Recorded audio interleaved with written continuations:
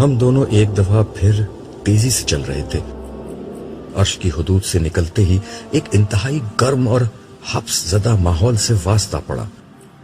لگتا تھا کہ سورج 9 کروڑ میل سے 1.25 میل کے فاصلے پر آ کر دہکنے لگا ہے. ہوا بالکل بند تھی.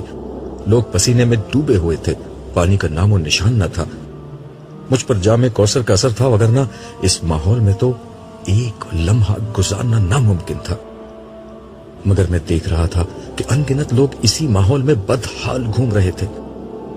چہروں پر وحشت، آنکھوں میں خوف، بال خاک آلود، جسم پسینے سے شرابور، وجود مٹی سے اٹا ہوا، پاؤں میں چھالے اور ان چھالوں سے رستا ہوا خون اور پانی. یاس و ہراس کا یہ منظر میں نے زندگی میں پہلی دفعہ دیکھا تھا. ہر طرف افراتفری چھائی ہوئی تھی. ہر کسی کو اپنی پڑی ہوئی تھی. میری نظریں کسی ایسے شخص کو تلاش کر رہی تھیں جسے میں جانتا ہوں. پہلی شخصیت جو مجھے نظر آئی وہ میرے اپنے استاد فرحان احمد کی تھی. انہوں نے دور سے مجھے دیکھا اور تیزی کے ساتھ میری نگاہوں سے اوجھل ہونے کی کوشش کرنے لگے. میں نے صالح سے کہا، انہیں روکو، یہ میرے استاد ہیں، میں ان سے بات کرنا چاہتا ہوں. مگر اس نے مجھے ان کی طرف بڑھنے سے روک دیا اور تعصف آمیز لہجے میں بولا، دیکھو عبداللہ، اپنے استاد کی رسوائی میں اور اضافہ مت کرو. اس وقت یہاں کوئی شخص اگر خوار و خراب ہو رہا ہے تو سمجھ لو اس کے ساتھ عدل ہو چکا ہے. وہ خدائی کسوٹی پر کھوٹا سکہ نکلا، اسی لیے اس حال میں ہے. میں نے تڑپ کر کہا، مگر ہم نے تو خدا پرستی اور آخرت کی سوچ اور اخلاق کی ساری باتیں انہی سے سیکھی تھی. سیکھی ہوں گی، صالح بے پرواہی سے جواب دیتے ہوئے بولا، مگر ان کا علم ان کی شخصیت نہیں بن سکا. دیکھو، خدا کے حضور کسی شخص کا فیصلہ اس کے علم کی بنیاد پر نہیں ہوتا. اس کے عمل، سیرت اور شخصیت کی بنیادی حیثیت ہوتی ہے.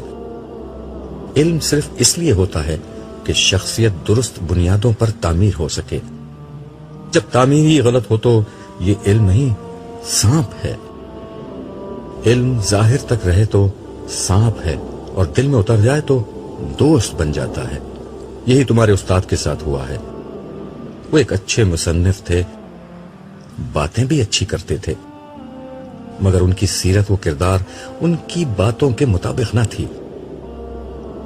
در حقیقت تمہارے استاد سانپ پال رہے تھے. آج علم کے ان سانپوں نے انہیں ڈس لیا ہے. آج یہاں جب تم لوگوں کو دیکھو گے تو ان کے ظاہر اور ان کی باتوں کے مطابق نہیں پاؤ گے، بلکہ ان کی شخصیت ٹھیک ویسے ہی نظر آئے گی جیسے وہ اندر سے تھے. یاد رکھو، خدا لوگوں کو ان کے ظاہر اور ان کی باتوں پر نہیں پرکھتا، وہ عمل اور شخصیت کو دیکھتا ہے. خاص کر اہل علم کا احتساب آج کے دن بہت سخت ہوگا. جو باتیں دوسروں کے لیے عذر بن جائیں گی، عالم کے لیے نہیں بن سکیں گی. مگر انہوں نے بڑی قربانیاں دی تھیں. میں نے ہار نہ مانتے ہوئے کہا، ہاں مگر ان کا بدلہ انہیں دنیا ہی میں مل گیا. صالح نے جواب دیتے ہوئے کہا، علم کی غلطیاں معاف ہو سکتی ہیں، مگر شخصیت اور عمل کی کمزوری آج کے دن اسی حال میں پہنچائے گی جس میں تمہارے استاد مبتلا ہوئے ہیں. خیر، ابھی تو یہ دن شروع ہوا ہے، دیکھو آخر تک کیا ہوتا ہے. میں صدمے کی حالت میں دیر تک گمسم کھڑا رہا. میں ایک یتیم شخص تھا جس کا کوئی رشتہ ناتا نہ تھا. میرے لیے جو کچھ تھے وہ میرے استاد تھے.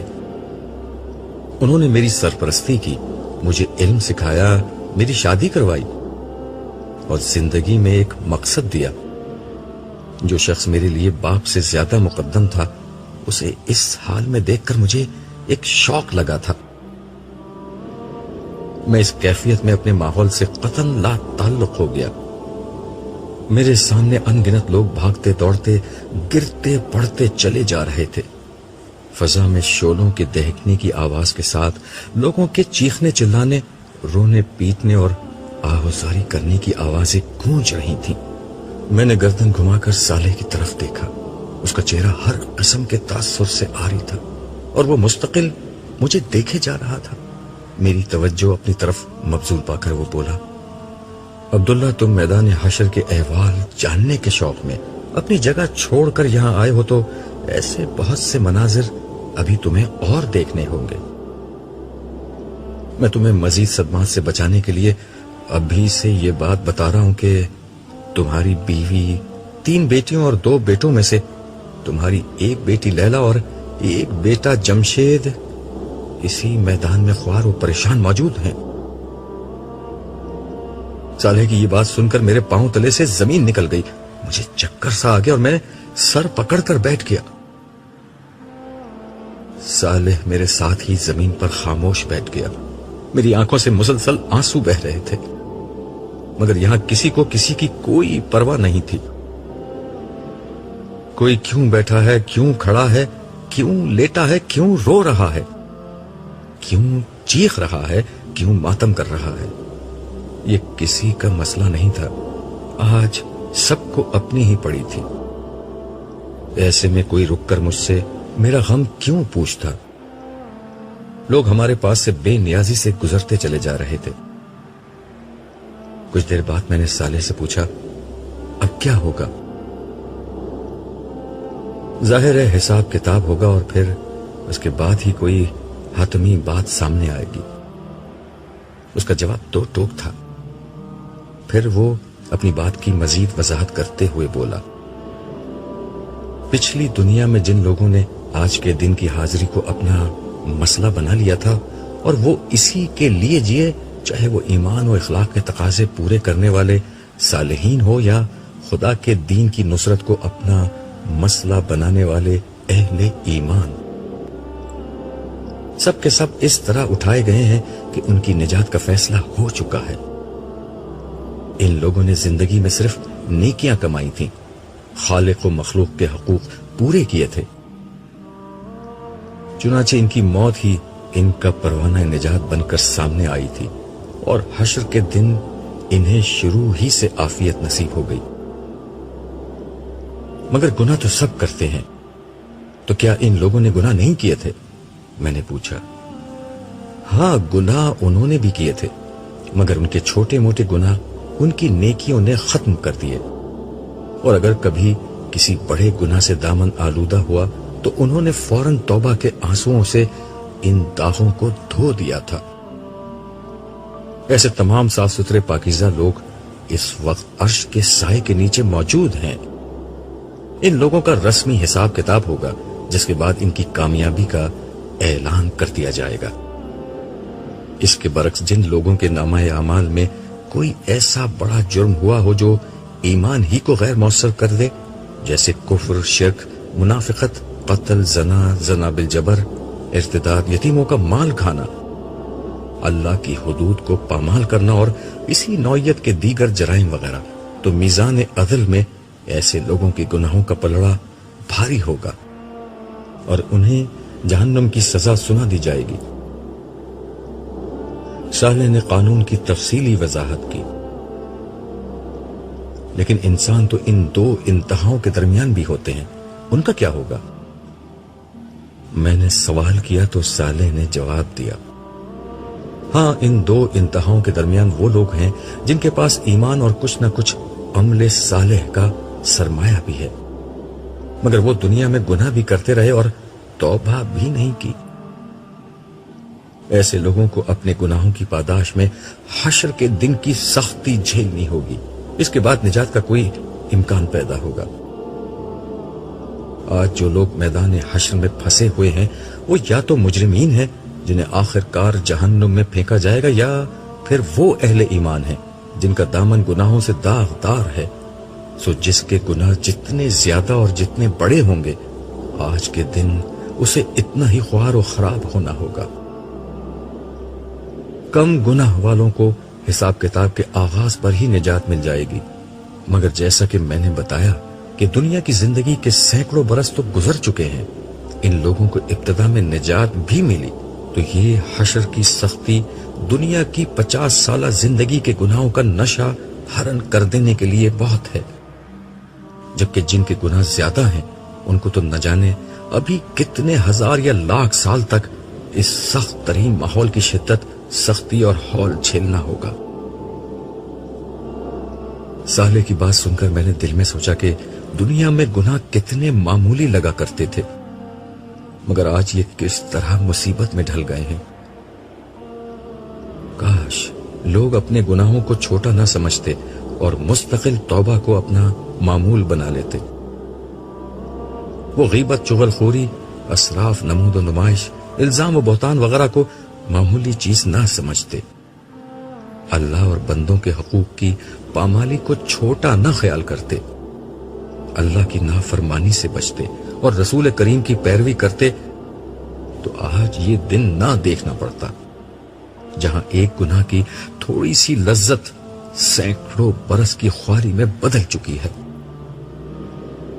پھر میں نے اس سے دریافت کیا، کیا اس وقت کسی کو یہ معلوم ہے کہ اس کی نجات ہوگی یا نہیں، اور ہوگی تو کس طرح ہوگی؟ صالح نے جواب دیا، یہی اصل مصیبت ہے، یہاں کسی کو یہ نہیں معلوم کہ اس کا مستقبل کیا ہے، نجات کی کوئی امید ہے یا نہیں، یہ کوئی نہیں جانتا سوائے اللہ تعالیٰ کے۔ اسی لیے رسول اللہ اور دیگر انبیاء مسلسل یہ دعا کر رہے تھے کہ حساب کتاب شروع ہو جائے۔ اس کے نتیجے میں اہل ایمان کو یہ فائدہ ہوگا کہ وہ مجرمین سے الگ ہو کر حساب کتاب کے بعد نجات پا جائیں گے۔ تم جانتے ہو آج کے دن انفرادی طور پر نہ کسی کے لیے زبان سے کوئی حرف نکالا جا سکتا ہے اور نہ اس کی کوئی گنجائش ہے، اور خوشی کی بات یہ ہے کہ رسول اللہ صلی اللہ علیہ وسلم کی یہ دعا قبول ہو چکی ہے۔ یہ بات خلیفہ رسول ابو بکر صدیق نے تمہیں خود بتائی تھی، مگر ابھی تک حساب کتاب تو شروع ہوتا نظر نہیں آتا، میں نے حیرت سے پوچھا۔ تو صالح بولا، دعا قبول ہوئی ہے مگر اس پر عمل درآمد اللہ تعالیٰ اپنی حکمت اور مصلحت کے تحت ہی کریں گے۔ ہو سکتا ہے ابھی تک پوری دنیا سے لوگ قبروں سے نکلنے کے بعد یہاں پہنچے ہی نہ ہوں۔ کیا مطلب؟ لوگ اتنے برسوں میں بھی یہاں تک نہیں آئے؟ تمہارا کیا خیال ہے آج لوگ ہوائی جہاز، ریلوں، بسوں اور موٹروں میں بیٹھ کر یہاں تک آئیں گے؟ آج سب پیدل دوڑتے آ رہے ہیں۔ اسرافیل کے سور نے لوگوں کو اس سمت آنے کے لیے مجبور کر دیا ہے۔ آج سمندر پاٹ دیے گئے ہیں اور پہاڑ ڈھا دیے گئے ہیں، اسی لیے لوگ سیدھا یہاں آ رہے ہیں، مگر ظاہر ہے پیدل آتے ہوئے وقت تو لگے گا۔ البتہ صالحین کے ساتھ فرشتے تھے جو انہیں فوراً یہاں لے آئے۔ بہرحال جب تک حساب کتاب شروع نہیں ہوتا ہم یہاں موجود لوگوں کے احوال دیکھ لیتے ہیں۔ ویسے شاید تم اسی مقصد کے لیے یہاں آئے تھے۔ صالح نے یہ الفاظ کہے اور میرے جواب کا انتظار کیے بغیر میرا ہاتھ تھامے آگے بڑھنے لگا۔ اس وقت شدید گرمی سے چہرے تپ رہے تھے، ہر طرف گرد و غبار اڑ رہا تھا، لوگ گروہوں کی شکل میں اور تنہا تنہا ادھر سے ادھر پریشان گھوم رہے تھے۔ میری متلاشی نظریں اپنے کسی شناسہ کو ڈھونڈ رہی تھی مگر کہیں کوئی شناسہ صورت نظر نہیں آ رہی تھی۔ اچانک ایک طرف سے ایک لڑکی نمودار ہوئی اور قبل اس کے کہ میں اس کی شکل دیکھ پاتا وہ میرے قدموں میں گر کر بے بسی سے رونے لگی۔ میں نے قدرے پریشانی سے صالح کی سمت دیکھا۔ اس نے سپاٹ لہجے میں لڑکی سے کہا، کھڑی ہو جاؤ۔ اس کے لہجے میں نہ جانے کیا تھا کہ میری ریڑھ کی ہڈی میں سنسناہٹ ہونے لگی۔ لڑکی بھی سہم کر کھڑی ہو گئی۔ میں نے اس کا چہرہ دیکھا، یہ چہرہ خوف، اندیشے اور غم کے سایوں سے سیاہ پڑ چکا تھا، چہرے اور بالوں پر مٹی پڑی ہوئی تھی، پیاس کے مارے ہونٹوں پر پپڑیاں جمی ہوئی تھیں اور وحشت زدہ آنکھوں میں خوف و دہشت کا رنگ چھایا ہوا تھا۔ کرب کی ایک لہر میرے وجود کے اندر اتر گئی۔ میں نے اس چہرے کو جب پہلی دفعہ دیکھا تھا تو بے ساختہ چشمے بددور کہا تھا. گورا رنگ، کھڑا کھڑا ناک نقشہ، کتابی چہرہ، گلابی ہونٹ، نیلی آنکھیں اور گہرے سیاہ بال. خدا نے اس چہرے کو قدرتی حسن سے اس طرح نوازا تھا کہ زیب و زینت کی اسے حاجت نہ تھی. مگر آج یہ چہرہ بالکل بدل چکا تھا.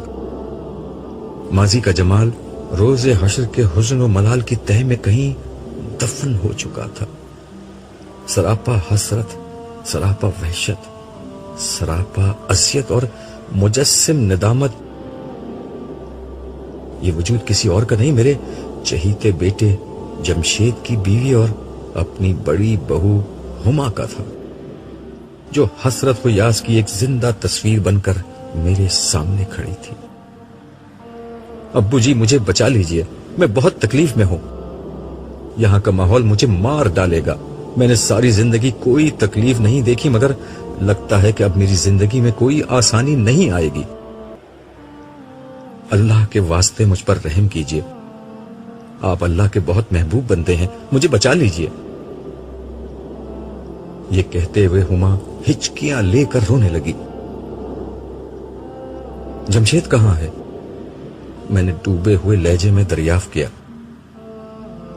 وہ یہیں تھے، وہ بھی آپ کو ڈھونڈ رہے ہیں. مگر یہ اتنی بڑی جگہ ہے اور اتنے سارے لوگ ہیں، کسی کو ڈھونڈنا ناممکن ہے. ان کا حال بھی بہت برا ہے. وہ مجھ سے بہت ناراض تھے. انہوں نے ملتے ہی مجھے تھپڑ مار کر کہا تھا کہ تمہاری وجہ سے میں برباد ہو گیا. ابو میں بہت بری ہوں. میں خود بھی تباہ ہو گئی اور اپنے خاندان کو بھی برباد کر دیا. پلیز مجھے معاف کر دیں اور مجھے بچا لیں. اللہ کا عذاب بہت خوفناک ہے، میں اسے برداشت نہیں کر سکتی. ہما فریاد کر رہی تھی اور اس کی آنکھوں سے آنسوؤں کی لڑیاں بہہ رہی تھی. میرے دل میں پدری محبت کا جذبہ جوش مارنے لگا. وہ بہرحال میری بہو تھی. مگر اس سے پہلے کہ میں کچھ کہتا، سہلے اسی سپاٹ لہجے میں بولا، یہ بات تمہیں دنیا میں سوچنی چاہیے تھی ہما بی بی. آج تمہاری عقل ٹھکانے آ گئی ہے. مگر یاد ہے دنیا میں تم کیا تھیں؟ تمہیں شاید یاد نہ آئے، میں یاد دلاتا ہوں. یہ کہتے ہوئے سالے نے اشارہ کیا اور یک لخت ایک منظر سامنے نظر آنے لگا. یہ جمشید اور ہما کا کمرہ تھا.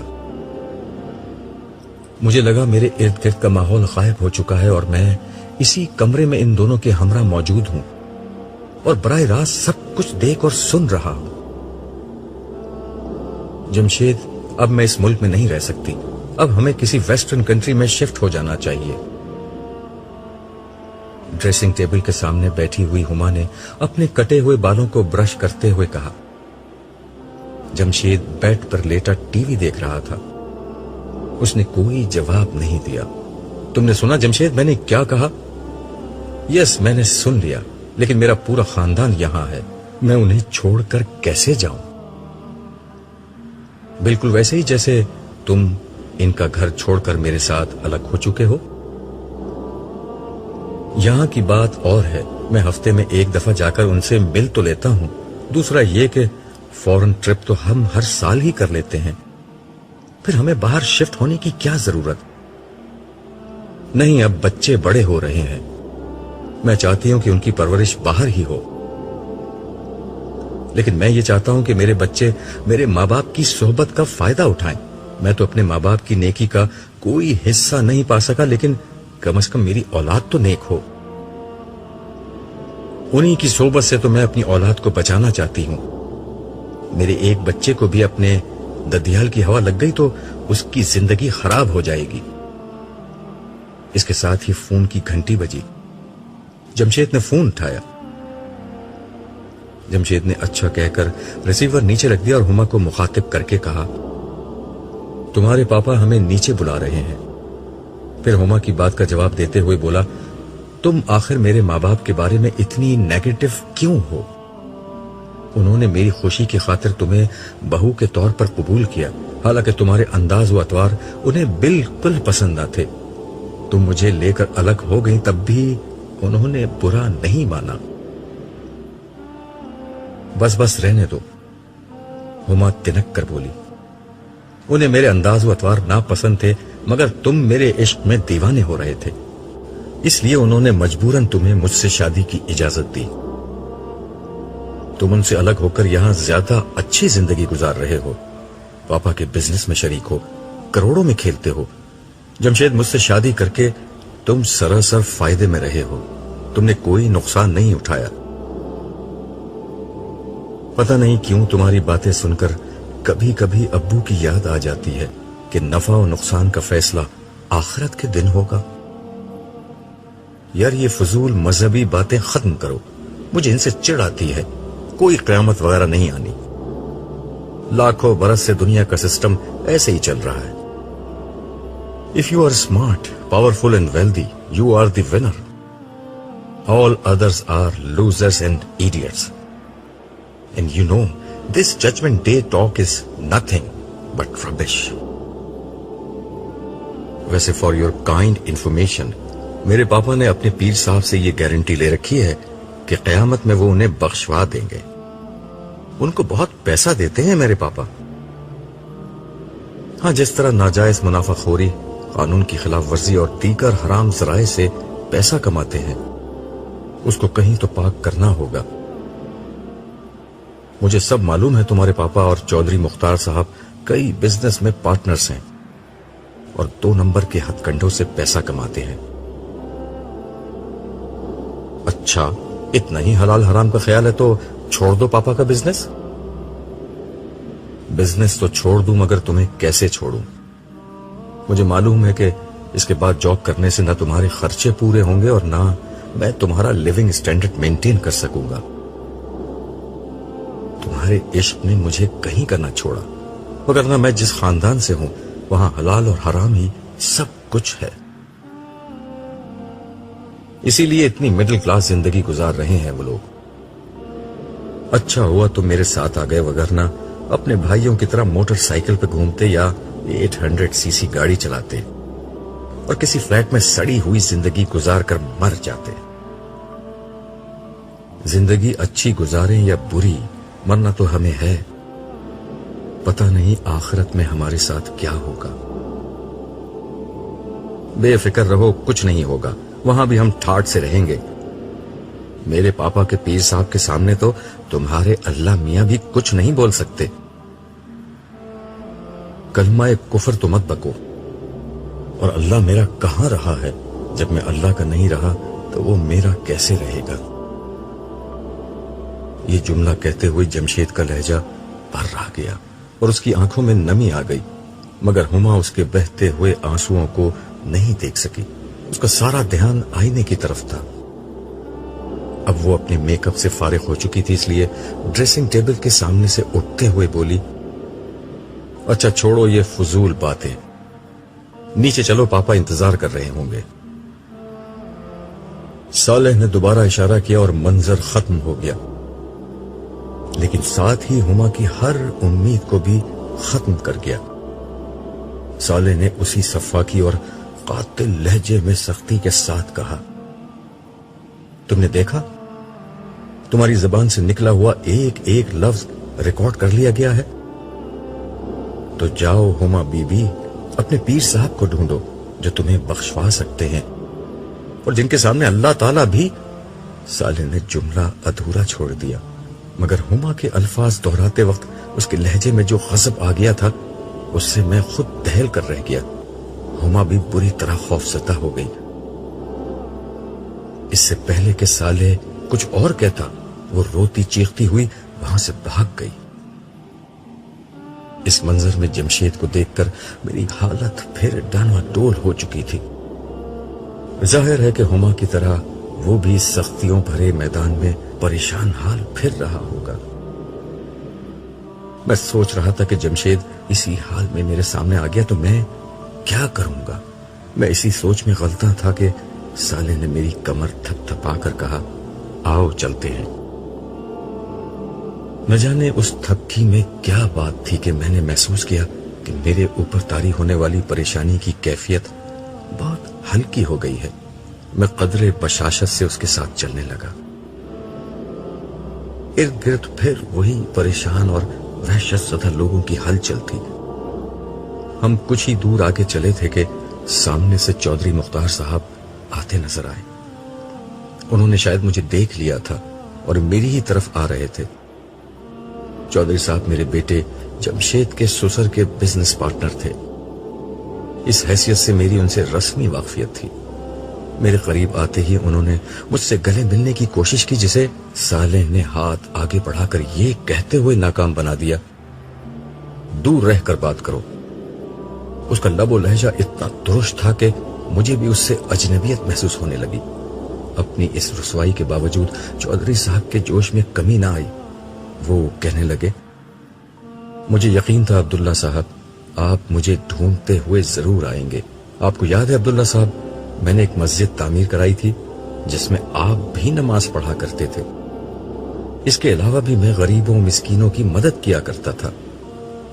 مجھے یاد ہے چودھری صاحب، میں نے دھیرے سے انہیں جواب دیا۔ بس تو آپ میری سفارش کر دیجئے، میں بہت دیر سے پریشان گھوم رہا ہوں۔ یہاں تو جس کو دیکھو اپنی ہی پڑی ہے، نہ کوئی کچھ بتاتا ہے، نہ سیدھے منہ بات کرتا ہے۔ یہ آخری بات کہتے ہوئے انہوں نے بے اختیار صالح کی طرف دیکھا۔ میں نے بھی گردن گھما کر صالح کی طرف دیکھا۔ اس نے لمحہ بھر کے لیے مجھے دیکھا اور پھر چودھری صاحب کے چہرے پر نظریں گاڑتے ہوئے بولا، آپ نے مسجد ضرور بنوائی تھی، مگر اللہ تعالیٰ کے لیے نہیں بلکہ اپنی نیک نامی کے لیے۔ جب پیسے اللہ کو دیے جاتے ہیں تو گردن جھکی ہوتی ہے، ہاتھ بندھے ہوتے ہیں، لہجہ پست ہوتا ہے اور دل میں عاجزی اور خوف ہوتا ہے۔ مگر آپ کے معاملے میں ایسا نہیں تھا۔ آپ اپنا نام چاہتے تھے، سو دنیا میں نام ہو گیا۔ اب تو آپ کو حساب دینا ہوگا کہ یہ پیسہ کمایا کس طرح تھا۔ اور ہاں، اچھے کاموں پر تو آپ کبھی کبھار ہی پیسے خرچ کیا کرتے تھے۔ یہ کیوں نہیں بتاتے کہ ملک کی ایک مشہور اداکارہ کا قرب خریدنے کے لیے آپ نے کروڑوں روپے خرچ کر دیے تھے۔ آپ کے کھاتے میں زنا کا گناہ ہے، ایک دفعہ کا نہیں بلکہ بار بار کا گناہ۔ خرچ کو تو چھوڑیے، آپ کی تو آمدنی میں بھی رزق حرام کی وافر ملاوٹ تھی۔ آپ ملاوٹ کرتے تھے، ذخیرہ اندوزی کرتے تھے، لوگوں کو حد سے زیادہ منافع لے کر چیزیں فروخت کرتے تھے، بجلی چوری، دھوکہ دہی، ملازمین کے حقوق میں ڈنڈی مارنا، یہ آپ کے کاروبار کے بنیادی اصول تھے۔ اپنی ترقی کی انتہا پر پہنچ کر آپ نے ایک میڈیا گروپ بنا لیا تھا، جس کے ایک ٹی وی چینل پر آپ لوگوں کو خوش کرنے والے مذہبی پروگرام دکھاتے اور دوسرے پر آرٹ اور انٹرٹینمنٹ کے نام پر معاشرے میں حیا باختہ رویے عام کرتے تھے۔ آپ جانتے تھے کہ دنیا میں کامیابی کا راز لوگوں کو خوش کرنا ہے۔ کاش آپ یہ جان لیتے کہ دنیا و آخرت میں کامیابی کا راز لوگوں کو نہیں، خدا کو خوش کرنا ہے۔ صالح بے تکان بول رہا تھا اور الفاظ اس کی زبان سے تیر بن کر نکل رہے تھے۔ ان کا سامنا کرنا چودھری صاحب کے لیے ممکن نہ تھا، مگر ان کے لیے کوئی جائے فرار نہ تھی۔ وہ گردن جھکائے سنتے رہے۔ صالح کے لب و لہجے کی سختی نے چودھری صاحب کے چہرے پر تاریکی پھیلا دی تھی، مگر اس نے اس پر بس نہیں کیا اور کہنے لگا، ذرا پیچھے دیکھیے چودھری صاحب، آپ کے پیچھے آپ کی محبوبہ بھی کھڑی ہے۔ چودھری صاحب گھبرا کر پیچھے پلٹے۔ میں نے بھی نظر اٹھا کر چودھری صاحب کے پیچھے دیکھا۔ سامنے ایک انتہائی مکروہ شکل و صورت کی بوڑھی عورت کھڑی تھی، جس کے جسم سے بدبو کے بھپکے اٹھ رہے تھے۔ صالح نے میری پشت پر ہاتھ رکھا، جس کے بعد مجھے یہ ناقابل برداشت بدبو آنا بند ہو گئی، لیکن چودھری صاحب کے لیے یہ بدبو ابھی تک باقی تھی۔ وہ بد شکل بڑھیا چودھری چودھری کہتے ہوئے آگے بڑھی۔ اس بڑھیا کے قرب سے خوف زدہ ہو کر چودھری صاحب پیچھے ہٹنے لگے اور پھر بے اختیار بھاگنے لگے۔ وہ عورت یا بلا جو بھی تھی ان کے پیچھے ہاتھ پھیلا کر دوڑنے لگی۔ یہ عورت کون تھی؟ ان کے دور جانے کے بعد میں نے صالح سے پوچھا۔ یہ چودھری صاحب کی وہ داشتہ اور تمہارے زمانے کی مشہور اداکارہ، رقاصہ اور ماڈل چمپا تھی۔ صالح نے اس بد شکل عورت کا تعارف کرایا تو میں نے حیرت سے کہا، چمپا؟ مگر وہ تو بہت خوبصورت تھی، اور لوگ اس کے حسن کی مثالیں دیا کرتے تھے. ہاں، مثالیں دینے کے علاوہ اسے اپنا آئیڈیل بھی بناتے تھے. اب دیکھ لو لوگوں کے اس آئیڈیل کی شکل کیسی ہو چکی ہے. یہ عورت اپنے بھڑکیلے اور نیم اریا رقصوں سے معاشرے میں فحاشی پھیلاتی تھی. اب خدا کا فیصلہ یہ ہے، جن دلوں پر راج کرتی تھی جہنم میں انہی لوگوں پر اسے عذاب بنا کر مسلط کر دیا جائے. صالح نے ہنستے ہوئے جواب دیا. میں دل میں سوچنے لگا کہ میرے زمانے میں فحاشی شاید انسانی تاریخ میں سب سے زیادہ بڑھ چکی تھی. ٹیلی ویژن نے گھر گھر اس طرح کی اداکاراؤں کے جلوے بکھیر دیے تھے. اس دور کے تمام معاشروں نے فحاشی اور عریانی پھیلانے والی ایسی خواتین کو عزت کے بلند ترین مقام پر بٹھا دیا تھا. فلمی اداروں اور ٹی وی چینلز کے مالکان کے نزدیک وہ عورتیں مال کمانے کا سب سے سستا اور آسان ذریعہ تھی، جن کے فحش رقصوں، دلربا اداؤں اور کم لباسی کو بیچ کر یہ لوگ اپنی دولت میں اضافہ کیا کرتے تھے. نوجوان ان کے دیوانے تھے اور اپنے ہونے والی بیویوں میں ان کی صورتیں اور نخرے تلاش کرتے تھے. لڑکیاں انہی کے انداز و لباس کی نقل کر کے خود کو سنوارا کرتی تھیں. انہی کی وجہ سے شریف مگر عام شکل و صورت والی کتنی ہی لڑکیاں معاشرے میں بے وقت ہو گئی تھیں. ان میں سے کتنی تھیں جو اپنے آنگن میں بہاروں کی راہ تکتے تکتے سفید بالوں کی خزاں رخ تک جا پہنچی، اور کتنی تھیں جو معاشرے کی ناقدری کے داغ کو اپنی شرافت کی چادر میں چھپائے دنیا سے رخصت ہو جاتی تھی. میرے چہرے پر دکھ کے آثار واضح تھے. یہ آثار صالح نے پڑھ لیے تھے. وہ میرا ہاتھ تھامے خاموشی سے ایک طرف پڑھنے لگا. پھر کچھ دیر بعد ایک جگہ ٹھہر کر بولا، خدا نے تمہارے دکھوں کو دور کرنے کا ایک انتظام کیا ہے، مگر بہتر ہوگا کہ اسے دیکھنے سے قبل گزری ہوئی دنیا کا یہ منظر بھی دیکھ لو.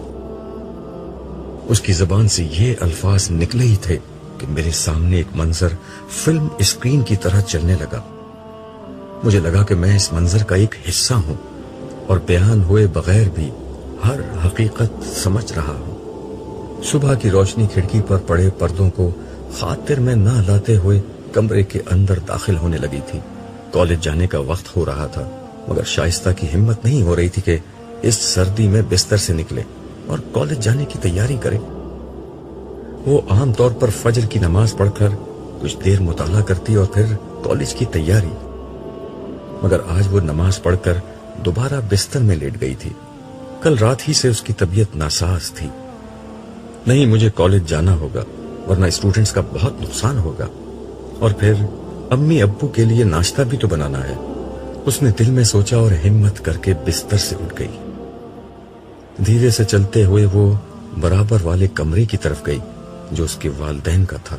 اس نے آہستہ سے دروازہ کھول کر دیکھا. وہ دونوں گہری نیند سو رہے تھے. اس کے چہرے پر ایک اطمینان بخش مسکراہٹ آ گئی. شائستہ نے اپنی ساری زندگی اپنے گھرانے کے نام کر دی تھی. اس کے والدین اس کے بچپن ہی میں معذور ہو گئے تھے. وہ 3 بہنوں میں سب سے بڑی تھی. والدہ نے سلائی کر کے بمشکل تمام انہیں پڑھایا تھا. تعلیم مکمل کر کے اس نے پہلے اسکول اور پھر ایک پرائیویٹ کالج میں پڑھانا شروع کر دیا. وہ اس کے خواب دیکھنے کے دن تھے. وہ بہت خوبصورت تو نہیں تھی، لیکن نوجوانی خود ایک حسن ہوتی ہے. اس کی زندگی میں نوجوانی کا مفہوم بس ایک ذمہ داری تھا جس میں خوابوں اور خواہشوں کی کوئی گنجائش نہ تھی. گھر کا خرچہ، والد کا علاج، مکان کا کرایہ اور چھوٹی بہنوں کی تعلیم. دونوں چھوٹی بہنیں خوش شکل تھیں. بڑی ہوئیں تو آنے والے ہر رشتے کا رخ انہی کی طرف تھا. شائستہ راہ کی دیوار نہیں بنی اور خوشی خوشی بہنوں کو ان کے گھر آباد کر دیا. یہ ذمہ داریاں پوری کرتے کرتے اس کی جوانی ڈھلتی چلی گئی اور اب وہ اپنے بوڑھے والدین کا بوجھ اٹھانے کے لیے تنہا رہ گئی تھی. ان حالات میں اس کا سہارا خدا کی ذات تھی. اسے خدا سے بہت شدید محبت تھی. اتنی محبت کہ زندگی کی کسی محرومی نے اس کے اندر تلخی نہیں آنے دی. وہ نماز روزی کی پابند تو بچپن سے تھی، مگر خدا کی محبت کی یہ مٹھاس اسے اس کے روحانی استاد عبداللہ صاحب کی کتابیں پڑھ کر ملی تھی. اور اب یہ اس کی زندگی کا مشن تھا کہ وہ خدا کی بندگی اور محبت کی یہ مٹھاس अपने नौजवान तलबा तक मुंतकिल करे। वो एक बेहतरीन उस्ताद थी और उसके तलबा उसकी बहुत इज्जत करते थे, इसीलिए वो उसकी बातें हमेशा तवज्जो से सुनते और शाइस्ता शौक से उन्हें पढ़ाती थी। मगर आज न जाने क्यों उसका दिल बहुत उदास था। शायद तबीयत की खराबी का असर था कि वो डिप्रेशन की कैफियत में थी। नाश्ते से फारिग होकर वो आईने के सामने खड़ी कॉलेज जाने के लिए तैयार हो रही थी। उसने अपने चेहरे को गौर से देखा। ढलती जवानी के सारे असरात अब जाहिर हो रहे थे। वो एक कर्ब के साथ मुस्कुराई और खुद को मुखातिब करके धीरे से बुड़बुड़ाई, शाइस्ता, तुम हार गई। तुम्हारे हिस्से में तन्हाइयों के सिवा कुछ नहीं आया। ये कहते हुए इसने आंखें बंद कर ली। शायद ये उसका इतराफ शिकस्त था। मगर उसी लम्हे उस्ताद अब्दुल्ला की एक बात उसके कानों में गूंजने लगी, जो खुदा से सौदा करता है वो कभी नुकसान नहीं उठाता। एक मुस्कुराहट के साथ उसने आंखें खोली और ठहरे हुए लहजे में बोली, देखते हैं, देख लेंगे, अब वक्त ही कितना बचा है। मंजर खत्म हो गया। मैंने सालेह की सिमत देखकर कहा, मैं तो इस लड़की को नहीं जानता। अब जान लोगे। वैसे तुम जो कुछ लिखते थे वो बहुत दूर तक जाता था। सालेह ने जवाब दिया और साथ ही मेरा हाथ थामे एक सिमत आगे बढ़ने लगा। थोड़ी देर बाद हम एक ऐसी जगह पहुंचे जहां वैसे ही सख्तगीर फरिश्ते नजर आए जैसे अर्श की सिमत आम लोगों को बढ़ने से रोकने के लिए खड़े थे। मगर सालेह को देखकर उन्होंने हमारा रास्ता छोड़ दिया। जरा दूर चलकर हमारे सामने एक दरवाजा आ गया। सालेह ने दरवाजा खोला और मेरा हाथ थामे अंदर दाखिल हो गया।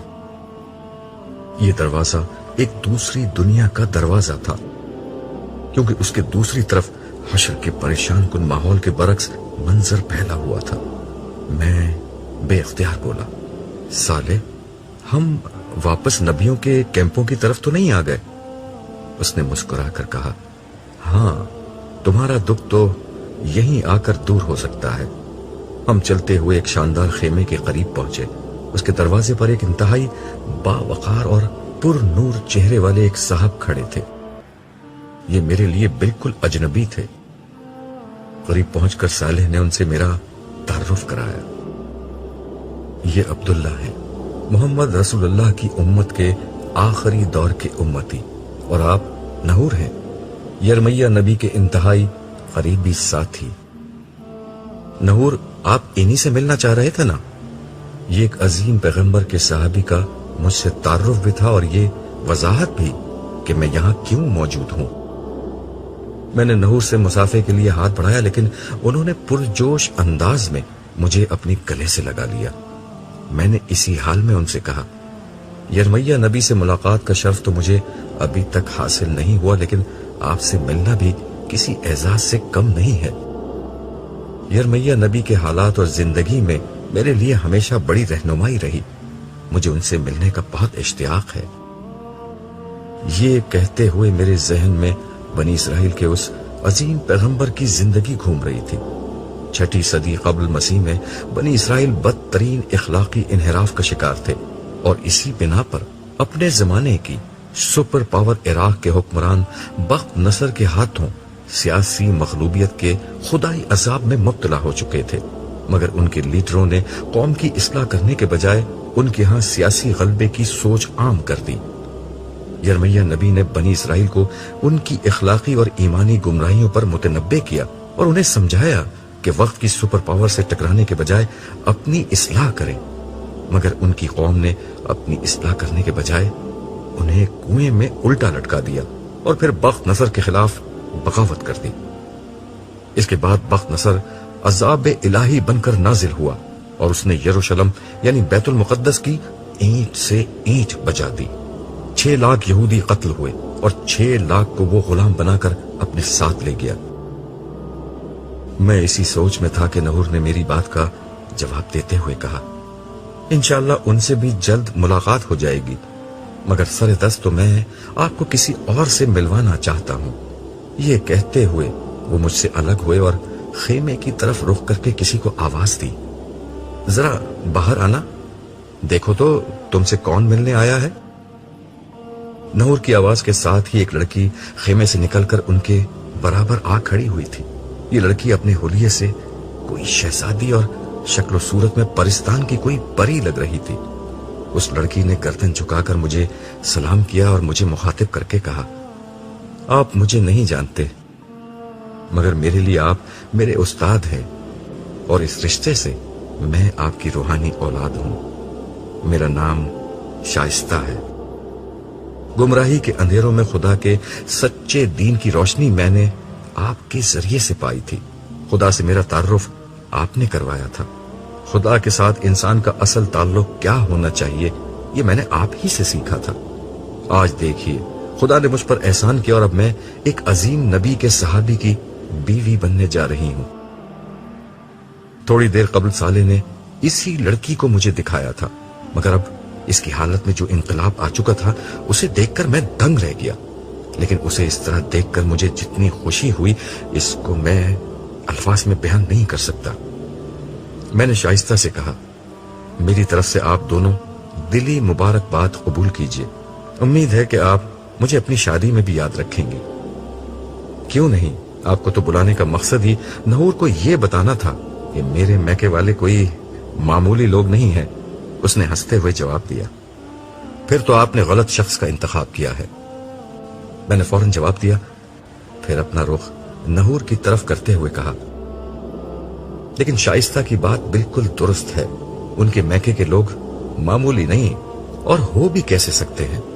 شائستہ امت محمدیہ میں سے ہیں، نبی عربی کی نسبت کے بعد ان کا میکہ معمولی نہیں رہا۔ اس موقع پر صالح نے مداخلت کی اور کہا، آپ لوگوں کی مرتبہ و منصب کی اس بحث کا فیصلہ بعد میں ہوتا رہے گا۔ سر دست مجھے عبداللہ کو واپس لے کر جانا ہے، اس لیے ہمیں اجازت دیجیے۔ نحور اور شائستہ سے اجازت لے کر ہم دونوں وہاں سے رخصت ہو گئے۔ واپسی پر صالح مجھ سے بولا، ہو گیا نا تمہارے دکھ کا مداوع؟ میں نے خدا کی اپنی بندوں پر عنایت کا جو مشاہدہ ابھی کیا تھا اس نے میری قوت گویائی سلب کر لی تھی، اس لیے میں خاموش رہا۔ صالح نے اپنی بات جاری رکھی، یہ لڑکی اپنے صبر کی وجہ سے اس مقام تک پہنچی ہے۔